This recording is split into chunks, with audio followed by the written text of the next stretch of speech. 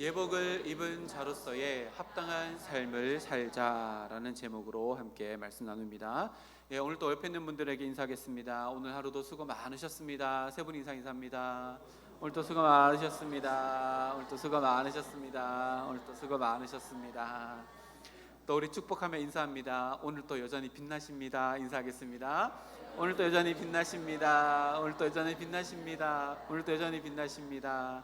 아멘. 우리의 빛이 다함이 없을 겁니다. 주님이 우리의 빛 되시기 때문입니다. 오늘 또 말씀 가운데 주님의 빛이 우리 마음을 비추고 우리의 마음과 또 우리의 삶에도 어둠이 물러가는 복된 은혜가 우리 모두에게 있기를 주님의 이름으로 축복합니다. 예복을 입은 자로서의 합당한 삶을 살자라는 제목으로 함께 말씀 나누겠습니다. 우리 지난주에 살펴본 혼인잔치 비유의 뒷부분을 우리가 함께 읽었고요. 앞부분을 잠깐 생각해 보면 예수님의 혼인잔치 비유 앞부분의 이야기는 왕의 권위와 은혜를 거부한 모욕적인 행동을 한 자들에 대한 이야기였습니다. 왕이 초청하였습니다. 아주 특별한 초청입니다. 왜냐하면 왕의 초청이기 때문이고 왕의 아들의 결혼식이라고 하는 초청이기 때문에 그렇습니다. 그런데 그것을 거절한 사람들은 그 거절한 이유가 그들의 일상적이고 반복적인 삶의 자리를 핑계 삼아서 왕의 특별한 기회를 거절합니다. 그런데 그냥 거절한 것이 아니라 왕에게 모욕적인 일을 행해 나가며 또 왕이 했던 초청이기에 그것을 거절한다는 것은 반역의 의미를 담고 있습니다. 그런데 왕이 초청한 그 자리가 왕자의 결혼식이라면요 더 특별한 의미가 있다라고 지난주에 함께 말씀을 나눴습니다. 왕자라고 하는 것은 어느 순간 왕이 그 직무를 다하게 되면 왕자가 그 왕위를 이어받게 되어집니다. 그 왕자의 결혼식이라는 것은 왕자가 이제는 성인이 되었고 그만한 권위를 가지게 되었다. 그리고 거기에 초청받는 사람들은 그와 함께 나라를 만들어 나갈 최측근이 될 만한 사람들을 초청했을 터인데 그 모든 것들을 다 거절했고 그 거절한 대가를 받았다라고 하는 얘기가 앞 시간의 이야기였습니다. 이 과정 속에서 이 임금은요 그 사람들의 거절에도 불구하고 무려 3차례나 그들을 끝까지 정중하게 또 오래 참음으로 긍휼함으로 그들을 끝까지 초청하였습니다. 그러나 끝내 그들은 왕의 부르심을 거절하고 무관심하였고 아주 냉담한 마음으로 왕을 모욕하여 하기도 하였습니다. 그래서 왕이 심판을 합니다. 왕의 긍휼하심이 끝이 있고 그것은 반드시 심판을 받게 된다는 것을 우리들에게 보여주는데 왕의 초청을 거절한 사람들과 그 마을들이 완전히 불살라집니다. 그래서 왕이 그 나라 그 마을을 심판했다라고 하는 이야기가 앞선 이야기였습니다. 그렇게 왕의 잔치 전에 있었던 이야기가 마무리되어지고 오늘 본문부터는 비유의 분위기가 조금씩 바뀌어져 나갑니다. 9절 말씀을 보니까요 왕은 네 길가로 가서 만나는 사람대로 그 모든 사람들을 다 초청하여라 라고 이렇게 이야기하는데요 9절 말씀에 네 거리 길에 가서 사람을 만나는 대로 혼인잔치에 청하여 오라 한대 라고 이렇게 이야기합니다. 여기서 네 거리의 길은요 이렇게 이미지 머릿속에 생각을 해보면 지금 왕의 초청을 거절한 한 마을의 왕의 진노로 말미암아 불타고 있습니다. 이 네 거리는요 네 개의 거리가 아니라 다른 동네와 연결되어지는 길을 의미합니다. 그러니 불타고 있는 그 길과 다른 동네와 연결되어지는 길, 사람들이 모여있을 그 길에서 왕은 사람들을 초청하여라 라고 또다시 종들을 보냅니다. 그래서 9절 말씀에 보면 왕이 이제 그 마을을 떠나는 다른 마을로 가는 사람들을 다 초청한다는 것을 알게 되어지는데요 이것을 조금 더 확대해서 생각을 해보면 이렇습니다. 예수님의 비유는요 콕 찍어서 누구를 이야기한다라고 이렇게 정해져 있습니다. 누구이지요? 왕의 초청을 거부한 사람들은 1차적으로는 그 당시에 종교 지도자들과 유대인들, 곧 예수님을 메시아로 받아들이지 못하고 거부한 사람들을 이야기합니다. 그리고 그 마을이 불타버렸다라고 하는 것은 이 이야기가 있는 그 다음 70년 후에 예루살렘 성이 완전히 불타고 몰락하게 되어지는데 그때를 예언하고 있습니다. 그리고 예루살렘을 떠나가고 다른 곳으로 가는 길목에서 왕의 잔치로 오라라고 초청한다는 것은요, 하나님의 선교가 지금 이 비유에서 확장되어져 가고 있다는 것을 이야기합니다. 이것은요, 마태복음의 큰 흐름 속에 있는 하나의 과정입니다. 무슨 말인가 하면요, 우리가 잘 알듯이 마태복음 마지막 장 마지막 절 두 구절이 어떤 구절이에요? 앞에 화면에 있습니다. 마태복음 28장 19절 20절 말씀을 보면, 그러므로 너희는 가서 모든 민족을 제자로 삼아 아버지와 아들과 성령의 이름으로 세례를 베풀고 내가 너희에게 분부한 모든 것을 가르쳐 지키게 하라. 볼지어다 내가 세상 끝날까지 너희와 항상 함께 있으리라 하니라. 아멘. 이 말씀이 마태복음 마지막 구절입니다. 참 재밌지요. 마태복음 마지막 구절은 모든 민족에게 제자를 삼으라 라고 합니다. 근데 마태복음 시작 1장 1절에 보면요, 아브라함과 다윗의 자손 예수 그리스도의 계보라, 예수님으로부터 시작되어져서 마지막은요, 모든 민족에게 예수 그리스도가 증거되어지는 이 과정을 마태가 의도적으로 그리고 있습니다. 근데 그 중간 과정에 이 비유의 말씀을 통해서 이제 점점 유대인에게서 이방인에게로 그 선교가 확장되어질 것이다 라고 하는 모습을 요 비유 안에도 예수님의 비유를 통해서 우리들에게 가르쳐줍니다. 이 큰 흐름 가운데 있는 이 비유, 우리들에게 적용해 보면 어떤 의미일까요? 지금 우리가 살아가는 이 세상에도 아직도 예수님의 족보에 기록되어야 할 잃어버린 하나님의 백성들이 많이 여전히 있다는 것을 우리들에게 알려줍니다.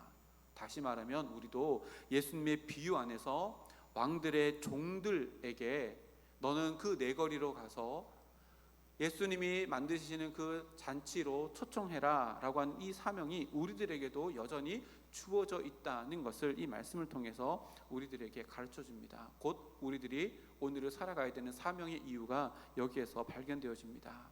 우리들에게도요, 우리가 가서 주님의 왕이 만들어 놓은 잔치로 오십시오 라고 해야 되는 내 거리의 길가가 있다는 겁니다. 거기가 어딜까요?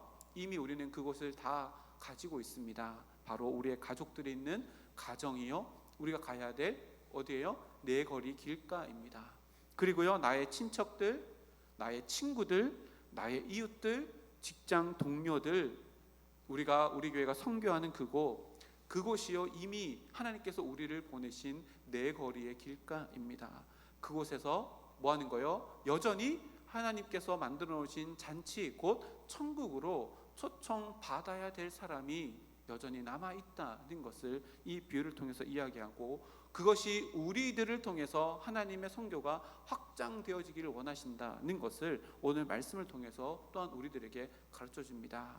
오늘 예수님의 비유에서요, 왕은 자신의 종들에게 이렇게 내거리로 가라라고 하면서 그 장소를 가르쳐 주셨고요, 거기에서 어떤 메시지를 전해야 하는지도 가르쳐 주시는데 9절 말씀을 다시 보면요, 가서 사람을 만나는 대로 라고 이렇게 기록합니다. 사람을 만나는 대로 왕의 메시지를 다 전해라 라고 이렇게 이야기합니다. 이게 뭐냐면요, 하나님께서 우리에게 주시는 복음, 예수님의 십자가 부활의 이 복음에 제한이 되어서는 절대 안 된다. 모든 사람 만나는 대로 이 복음을 증거하는 사명이 너희들에게 있다라고 이렇게 이야기하고, 그 복음의 핵심, 그러면 너희가 가서 어떻게 전해올래? 라고 할 때 9절 그 하반절에 보면요, 데려오라는 겁니다. 이게 끝입니다. 가서 뭔가 많은 말을 하는 게 아니라요, 데려오라, 왕이 너를 초청한다, 데려오라, 이것이 끝입니다. 그래서 우리가 전도라고 하면 굉장히 어렵게 느낄 수 있지만요, 결국은 이거입니다. 왕이 만들어 놓은 잔치로 그 영혼을 데리고 오는 겁니다. 그 잔치가 어디예요? 바로 예배 자리입니다. 예배 자리로 그 영혼을 데리고 오는 것, 이것이요, 임금이 종들에게 주신 메시지이고 사명입니다. 예배 자리로 우리 가정, 친척들, 친구들, 직장 동료들, 그 사람들을 하나님의 잔치 자리로 데려오는 것, 이것이요 전도이고 우리에게 사명이라고 오늘 말씀을 통해 우리들에게 이야기합니다. 그래서요, 이것이요 너무나도 단순합니다. 데려오라 라고 하는 이거 단순한데요, 이것은요 예수님의 방법입니다. 예수님의 방법입니다. 요한복음에 보면 요한을 따르는 제자들이 있었습니다. 그때 당시 요한은요 굉장히 유명한 그 랍비였습니다. 그래서 제자들이 많이 있었는데 요한의 제자들과 요한이 함께 있었는데 예수님이 저기 거니시고 지나가는 것이 보입니다. 그래서 요한이 지나간 예수님 보면서 제자들에게 보라 하나님의 어린 양이로라 라고 하고 요한이 자기 제자들에게 이야기했더니요 요한의 제자 2명이 예수님을 쫓아서 따라갑니다. 따라가는 요한의 제자들을 예수님을 보고 예수님의 제자들이 예수님이 그 요한의 제자들에게 물어봅니다. 요한복음 1장 37절에서 38절 말씀인데요. 여기서 두 제자는 요한의 제자입니다. 두 제자가 그의 말을 듣고 요한의 말을 듣고 예수를 따르거늘 예수께서 돌이켜 그 따르는 것을 보시고 물어 이르시되 무엇을 구하느냐. 요한의 제자들에게 너희들 나를 왜 따르냐 무엇을 구하냐 라고 물었는데 요한의 제자들이 랍비여 어디 계십니까? 라고 이렇게 물어봅니다. 이때 예수님께서 뭐라고 대답하시냐면요 39절 말씀에 제가 빨간색으로 이렇게 기록을 해놨는데요 예수께서 이르시되 와서 보라. 다음 구절 넘겨주시겠어요? 와서 보라. 이게 예수님께서 하신 말씀의 끝입니다. 와서 보라. 예수님의 방법입니다. 예수님께 질문했는데 와서 봐라 라고 하는 것이 끝입니다. 다시 말하면요 와서 보라 라고 하는 것은 예수님의 전도 방법이었고 예수님의 비유 속에서 우리에게 가르쳐 주시는 전도 방법입니다. 이것을요 첫 번째로 적용한 제자가 있습니다. 누굴까요? 요한복음 1장 그 바로 밑에 나오는 등장하는 인물인데요 빌립입니다. 빌립이 친구 나다나엘과 늘 구약 성경에 기록된 메시아에 대해서 묵상하고 그 메시아가 다윗의 자손으로 우리나라의 옳터인데 어떤 모습으로 올 것인가 늘 갈망했는데 빌립이 먼저 예수님을 만나고 이분이 그분이라는 것을 알게 되어집니다.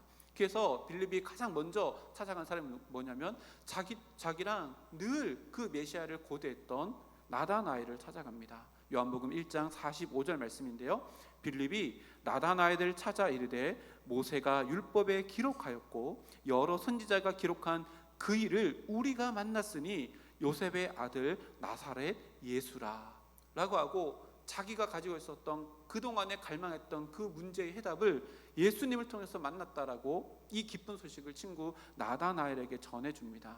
그러면서 소개를 하지요. 내가 만난 그 사람이 우리가 찾던 그 사람인데 그 사람은 요셉의 아들 나사렛 예수시라 라고 소개합니다. 그랬더니요 이 나다나엘이요 믿지 못합니다. 왜 그럴까요? 빌립이 이렇게 소개했습니다. 요셉의 아들 나사렛 예수시라. 이 나사렛이라고 하는 동네는요 유대인들에게는요 중요한 곳이 아니었습니다. 구약에서도 한 번도 언급된 적이 없고요 종교적으로도 이렇게 의미가 있는 장소도 아니었기 때문입니다. 그래서 요한복음 1장 46절 말씀 보니까 나다나엘이 이르되 나사렛에서 무슨 선한 것이 날 수 있느냐라고 이렇게 이야기합니다. 이것은요 나다나엘이 예수님이 인정하지 못하는 믿음이 없음이 아니라요 그저 유대인들이 느끼고 있는 일상적인 당연한 반응입니다. 그랬더니 빌립이요 딱 한마디 합니다. 무슨 말 할까요? 예수님께 배운 거 하지요. 요한복음 1장 46절 하반절에 보면 빌립이 이르되 와서 보라. 예수님이 하신 말씀과 똑같죠. 와서 보라.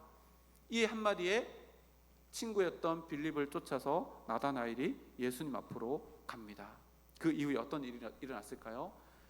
47절 말씀을 보니까요 이렇게 기록합니다. 예수께서 나다나엘이 자기에게 오는 것을 보시고 그를 가리켜 이르시되 보라 이는 참으로 이스라엘 사람이라 그 속에 간사한 것이 없도다 라고 하며 처음 만나는 나다나엘의 그 속까지 중심까지 다 헤아리시는 모습을 나다나엘에게 보여줍니다.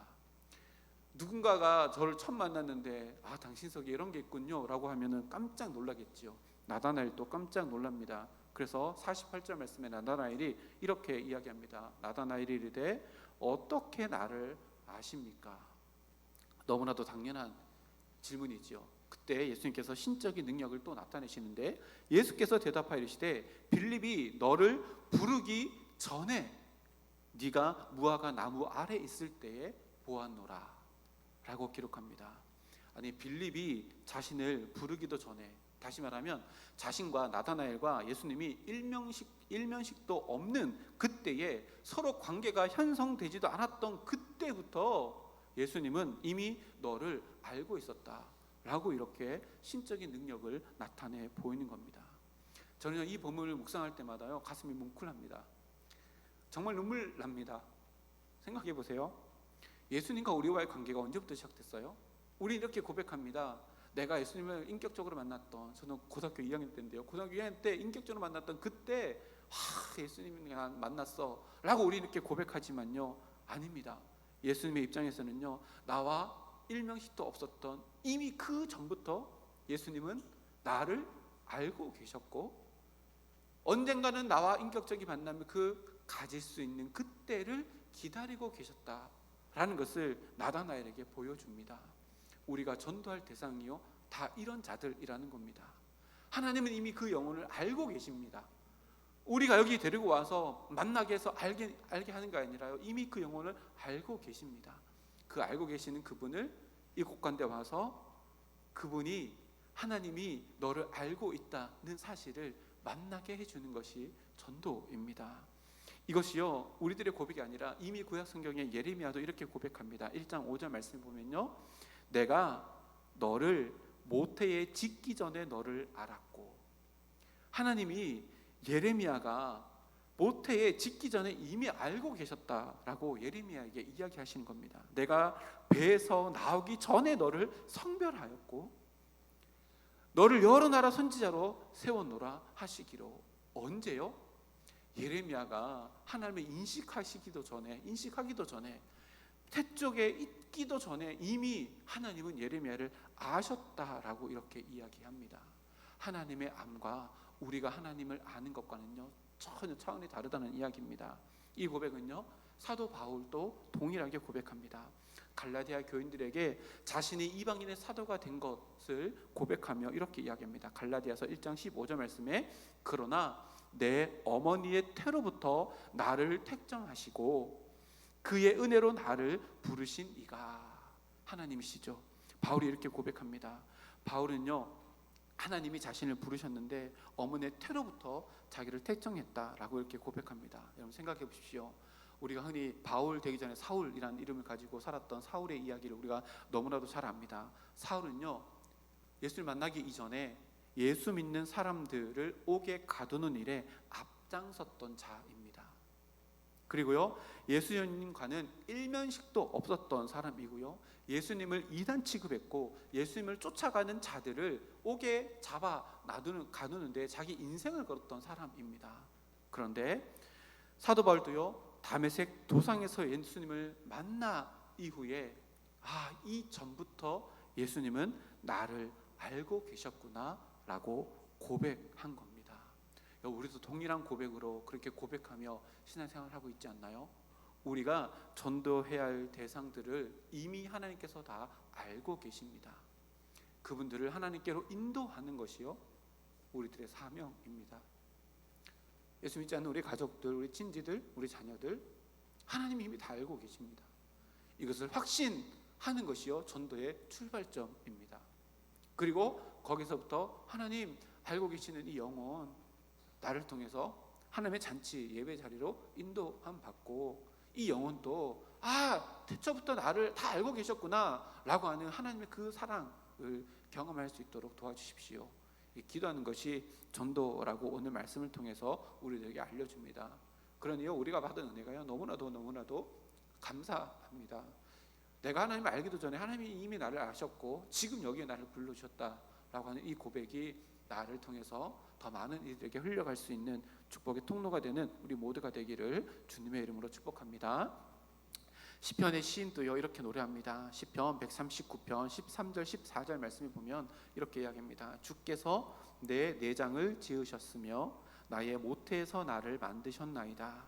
내가 주께 감사하옴은 나를 지으심이 심히 기묘하심이라.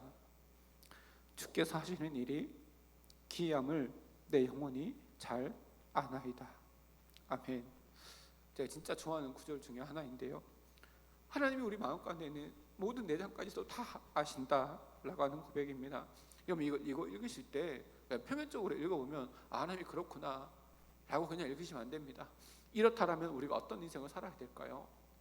하나님께요, 내 마음에 있는 그 어떤 것이라도 다 내어놓는 것이요 부끄러운 일이 아니라는 것을 우리가 알게 되어집니다. 왜요? 다 아시는데요. 다 아십니다. 그것을 드러내는 것은 좀 부끄러운 일이 아닙니다. 성들이 내 마음껏 있는 것을 모든 것들요 하나님께 토로하는 일은요 너무나도 행복한 일입니다. 그래서요 시편 기자가 17절 말씀에서 이렇게 기록합니다. 우리 앞에 화면에 있는데 우리 다 같이 한번 읽어보겠습니다. 시작.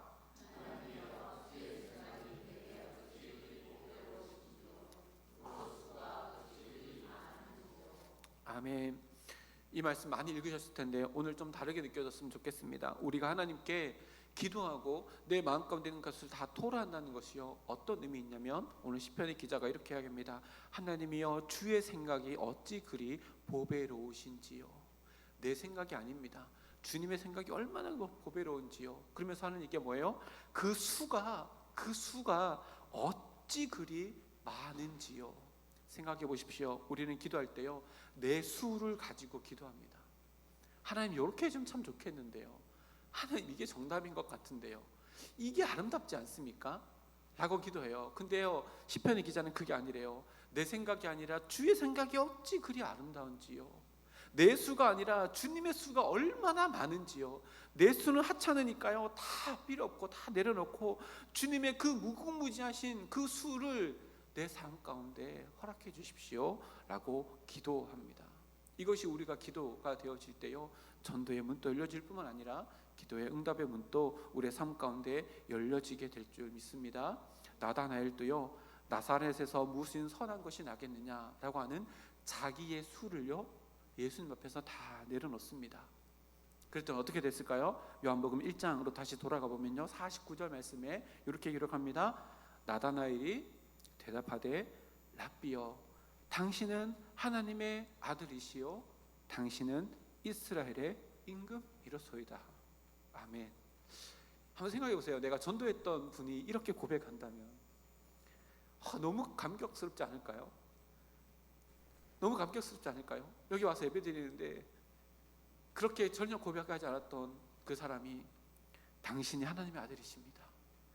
당신이야말로 이스라엘의 임금이십니다. 나의 주인이십니다 라고 고백한다면 이러한 고백이요 내가 전도하는 내가 기도하는 우리 가족들 우리 친척들 우리 이웃들 이래 있을 가운데 정말로 들려지고 선포되어지는 그 날이 우리 모두에게 있어지기를 주님의 이름으로 축복합니다.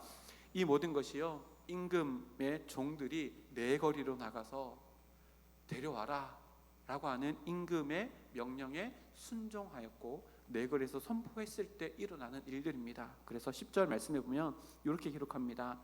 종들이 길에 나가 악한 자나 선한 자나 만나는 대로 모두 데려오니 혼인잔치에 손님들이 가득한지라. 아멘. 이 종들이요 주인의 마음을 100% 이해했습니다. 그래서요 주인의 이렇게 말씀을 전하는데요 악한 자나 선한 자나 가리지 않습니다. 가리지 않습니다. 주인의 초청에 제한이 없다는 것을 깨닫고요 악한 자에게도 선한 자에게도 모두에게도 다 증거합니다. 얼마나 열심히 했던지요 혼인잔치가요 손님으로 가득하여졌습니다. 오늘 김영권 선생님 기도하셨잖아요. 내년에 우리 교회가 이곳을 가득 차게 해주십시오 기도하셨잖아요. 오늘 그 방법이 말씀 가운데 나옵니다. 바로 이것입니다. 데려오라 라고 하는 말씀에 단순하게 순종했더니요 복음에 제한을 두지 아니하고 악한 자나 선한 자나 술 마시는 자나 담배 피는 자나 사고 치는 자나 어떤 자나 다 데리고 오면 하나님께서 그들을 만나 주시고요 그 이후에 보세요 혼인잔치에 들어온 사람을 주인이 뭐라고 이야기해요? 친구여 라고 이야기합니다. 근데 그 친구에 누구에도 포함돼요? 악한 자도 포함되고 선한 자도 포함되어집니다. 종들이요 하나님의 주인의 이 명령에 복음의 제한 없이 받아들이는 주인의 마음을 깨닫고 데려오는 것을 순종했더니 손님들로 가득 차게 되어집니다. 그래서 이제 그 비유의 카메라 앵글이요 내거리에 있다가 앵글이 지금 혼인 잔치 안으로 앵글이 싹 비춰지게 됩니다. 그래서 11절 12절 말씀해 보니까 그 안에서 어떤 일이 일어나면 임금이 손님들을 보러 들어올세 거기서 예복을 입지 않은 한 사람을 보고 이르되 친구여 어찌하여 예복을 입지 않고 여기에 들어왔느냐 하니 그가 아무 말도 못하거늘. 자, 이제 네거리의 사건은 이제 마무리가 됐고요. 혼인 잔치 안으로 들어왔는데 주인이 보니까 가득 손님이 차 있는 걸 보고 너무 흡족해서 이제 내려왔습니다. 그랬더니 한 사람이 눈에 들어오는데 다 예복을 입었는데 다 깨끗한 옷을 입었는데 한 사람만 유독 예복을 입지 않은 한 사람이 보여집니다. 그래서 다가갑니다. 친구라고 부릅니다. 친구여 어찌 예복을 입지 않고 들어왔느냐 라고 했더니 아무 말도 못하고 핑계도 대지 못합니다. 근데 여기서 상황을 조금 되짚어 보면요, 이 임금의 이런 질문이 조금 무례하지 않을까라고도 생각할 수 있습니다. 왜요? 지금 길가에서 바로 왔잖아요.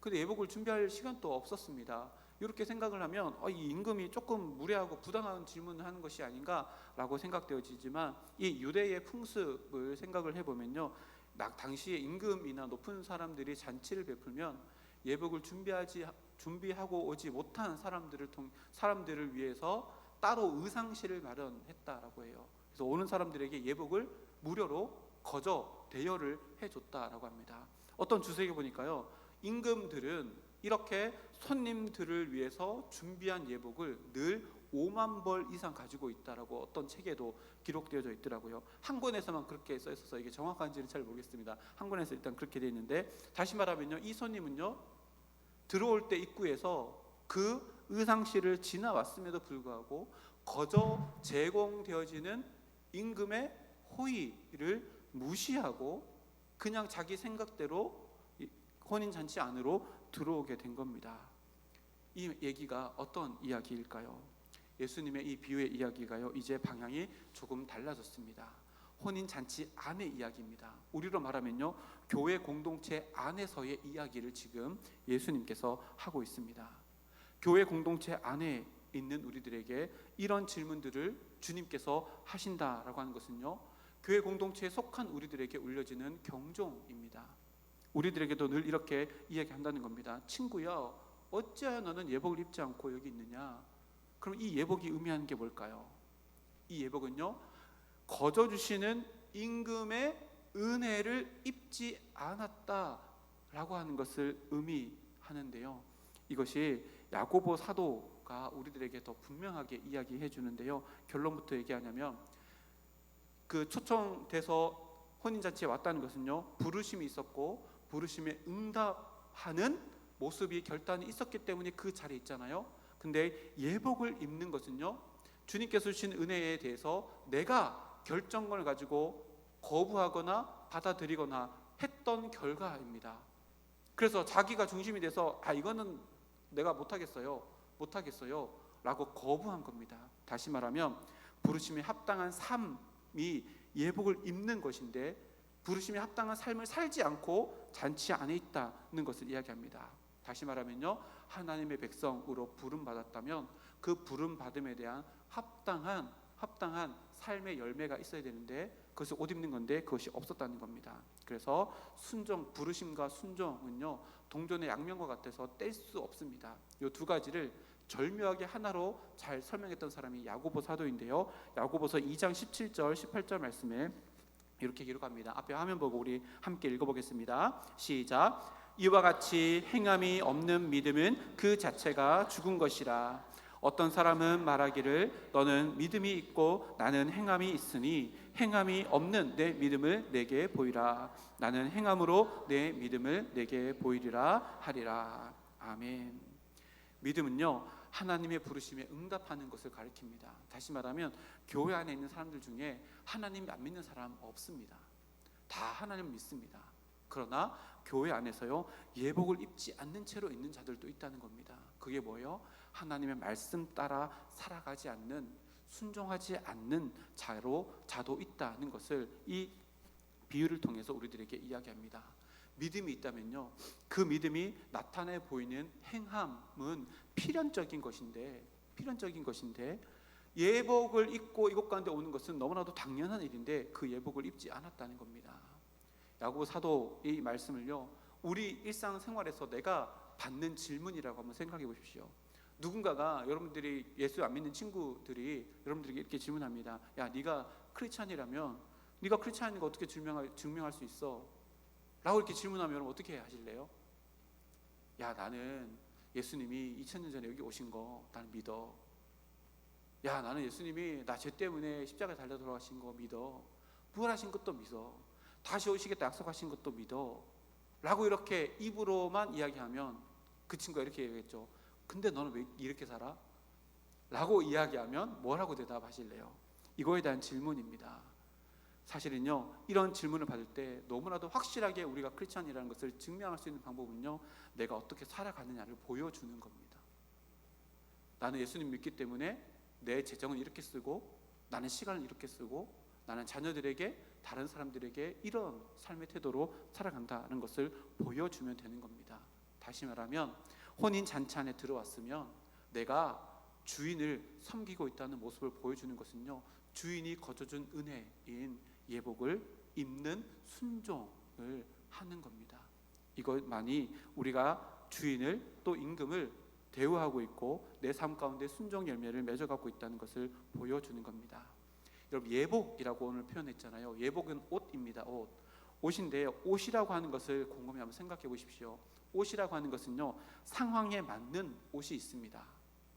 지난 주일날 오후 예배가 다 끝나고 나서 그 소예배실이 밑에 있는 타일이요 다 일어났습니다. 타일이 다 일어나가지고요, 그거 다 뜯어내고 우리 장로님들과 함께 그것을 다 뜯어내고, 거기 있고 또 타일 뒤에 붙어 있는 그 막 석고 그 다 뜯어내고 해가지고 지금 다 붙여서 공사를 했거든요. 그때 작업복을 입고 했는데 제가 설교할 때 그 작업복 입고 설교하면은 어울리지 않잖아요. 옷이라고 하는 것은요, 관계, 서로와의 관계를 전제했을 때 의미 있는 것들입니다. 무슨 말인지 아시겠어요? 제가 여러분들 앞에 목사로 서 있기 때문에 제가 이렇게 정장을 입고 있잖아요. 근데 저희 아이들과 집에 있을 때는 제가 이렇게 입고 있나요? 아닙니다. 파자마 이렇게 입고 있겠죠. 운동할 때는 운동복 입고 있겠죠. 옷이라고 하는 건요, 관계 안에서 주어지는 것들입니다. 다시 말하면 여기서 말하는 예복은요, 내가 삶 속에 어떠한 삶의 모습으로 옷을 입고 있느냐는요, 하나님과 나와의 관계가 어떠함을 이야기하고 있는 겁니다. 그리고 나와 사람과의 관계 속에서도 행함이라고 하는 이 옷은요, 내가 어떤 사람인가를 나타내 보이는 열매가 되어진다는 것을 의미합니다. 그래서요, 하나님과의 관계, 사람과의 관계 속에서 이런 행함의 열매들이 균형 있게 맺혀질 때에 우리는 건강한 신앙생활을 하고 있다라고 이렇게 이야기할 수 있습니다. 그래서 예수님의 비유에서 이렇게 행함으로 증명되지 않는 믿음은 곧 예복을 입지 않고 손님으로 왕의 잔치에 있는 그 사람이 어떤 결과가 있는지를 우리들에게 이야기하며, 예수님은 신앙생활을 온전히 건강하게 해야 된다라고 우리들에게 가르쳐 주시는데요, 13절 말씀입니다. 우리 결론 말씀인데 한번 읽어보겠습니다. 13절 말씀 시작. 임금이 사환들에게 말하되 거기서 슬피 울며 이를 갈게 되리라 하니라. 아멘. 이 사실을 우리가 늘 기억하며 살아가야 됩니다. 우리에게는요, 오늘이라는 시간이 늘 주어집니다. 그러나 그 오늘이요, 언젠가는 우리가 잘못된 신앙생활을 한다면 뒤늦은 후회의 시간으로 맞이할 수 있게 된다는 것을 늘 우리는 기억하며 살아가야 합니다. 그래서요, 깨어있는 신앙으로 살아가야 합니다. 예복을 입는 순종이라는 자리는요, 청함받은 모든 자들에게 요구되어지는 사항입니다. 예복을 입어야 합니다. 어떤 주석에는요, 이 예복을 입는다라고 하는 이 비유의 표현을요, 정말 멋진 문장으로 이렇게 기록을 해놨던데요. 한번 읽어볼까요? 시작. 내부자들에게 내부로 들어오라고 부르시는 초청입니다. 제가 이걸 주서 어떤 책에서 이걸 보고요, 와, 진짜 표현이 기가 막히다. 예복을 입는다는 것은요, 이미 내부자들에게 요구되어지는 사항이잖아요. 근데 그 예복을 입으면요, 더 내부로 들어가게 된다는 의미입니다. 무슨 말이에요? 그냥 잔치만 즐기는 것이 아니라요, 예복을 입으면 주인과 더 깊은 관계를 맺는 자리로 들어가게 되어진다는 겁니다. 그래서 내부자들에게 내부로 들어오라고 초청하는 것이 하나님의 말씀에 순종하는 것이다. 하나님이 우리를 더 가까이 부르시는 길은요, 순종의 길입니다. 이거는요 불변합니다. 예수님이 하나님이시잖아요. 하나님 안에서 예수님이 발견되어지고 예수님 안에서 하나님이 발견되어지는 관계입니다. 삼위일체 관계이잖아요. 예수님의 순종하심으로 하나님이 드러나고 하나님의 뜻 안에서 예수님이 드러납니다. 그래서요 예수님 안에 하나님이 있고 하나님 안에 예수님이 있습니다. 그런데 하나님의 말씀에 순종하면요 그 삼위일체 하나님을 우리가 더 가까이 들어가게 되어진다라고 하는 표현이 내부자들에게 내부로 들어와라고 부르시는 초청이 순종이다라는 이런 표현입니다. 그래서 14절 마지막 구절에 보면요 이렇게 기록합니다. 청함을 받은 자는 많되 택함을 입은 자는 적으니라. 이렇게 한번 생각해 볼까요? 청함, 택함. 청함은 왕의 잔치, 왕의 아들의 결혼 잔치에 청함 받은 자들입니다. 근데 택함 받은 자들이 뭘까요? 왕의 아들과 함께 왕노릇 할 수 있는 자들로 부름 받은 자들이라고, 더 내부로 들어오는 자들이라고 이렇게 우리가 생각한다면요 우리가 오늘을 살아가면서 하나님의 동력자로 살아가기 위해서 우리에게 꼭 필요한 것은 순종의 옷을 입고 살아가는 것이다. 부르심에 합당한 옷을 입고 살아가는 것이다 라고 우리가 고백할 수 있는 겁니다. 그래서 우리는요 오늘을 살아갈 때 단순히 내가 기뻐하는 나의 나라를 만들기 위해서 살아가는 것이 아니라 하나님 나라의 내부자로 살아가기 위해 하나님의 말씀에 순종의 옷을 입고 청함받은 자뿐만 아니라 택함 받은 자로서 하나님의 뜻을 이루어가는 자들이 되어야 되겠다. 날마다 결단하며 살아가는 우리 모두가 되어야 할 것입니다. 우리 모두는요 사도 바울의 표현을 빌리자면 갈라디아서 3장 27절 말씀에 누구든지 그리스도와 합하기 위해서 세례를 받은 자는 그리스도로 옷 입었느니라. 아멘이시죠? 우리가 그리스도로 옷 입었습니다. 그래서 세상 가운데 우리가 보여질 때요 저 사람의 행동의 옷은 그리스도인이구나 라고 하는 것이 드러나게 되어지는 것, 이것이요 순종의 옷을 입고 예복을 입고 하나님의 나라의 내부자로서 하나님의 나라를 내 삶 가운데 만들어 나가는 복을 누리는 진정으로 왕노릇하는 자의 모습이다 라고 오늘 예수님 말씀에 우리들에게 가르쳐줍니다. 우리 모두가 이렇게 아름다운 예복의 옷을 입고 그에 걸맞는 삶을 살아가 하나님의 나라를 만들어 나가는 주님의 동력자로 쓰임받는 우리 모두가 되기를 주님의 이름으로 축복합니다. 함께 기도하겠습니다. 하나님 감사합니다.